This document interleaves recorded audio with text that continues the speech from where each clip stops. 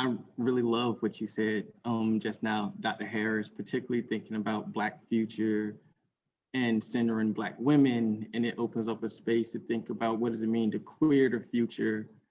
And so for me, when I position or engage or think about Black futures, to me, it poses then the question, what does it mean to talk about a future for a group of people who were never supposed to survive the past? And I'm thinking in conversations with sociologists and Black studies scholars who are engaged in conversations on temporal inequality.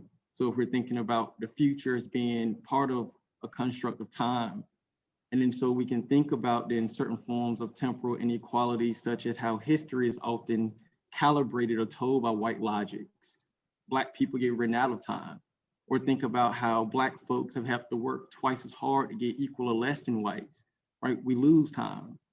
Or facts such as Black women and men have some of the shortest life expectancies in America, the ways in which we're denied time. So then I want to problematize time, where thinking about the past and the futures both as social constructions that become animated through white logics and structures of oppression. And then so time itself then is anti-Black.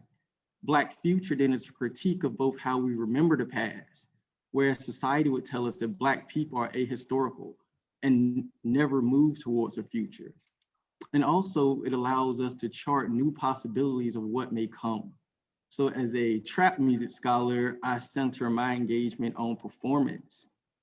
And so then thinking about performance and music as a site of both being in the future in relation to those who didn't survive, and also charting and imagining of a more ontologically sincere way of moving to the past. And then so for me, Black future critiques the linearity of time. So it critiques the idea that time is just this straightforward path. And so for me, hip hop then exists as both the future of slave narratives and the past for the music that is yet to come. I exist in the future of my mother who survived the anti-Black structure long enough to birth me, and I exist in the past of the children who are yet to come. And thinking in conversation with scholars such as Calvin Warren, who also critiques temporal linearity, suggesting that when we look at different periods of time, what we've often been doing is comparing different forms of anti-Blackness. And so for me, Black futures points to a way forward and a way back. Black future is a method to reimagine ways in which we can engage and study Black people, Black lives, and how we can make Black love.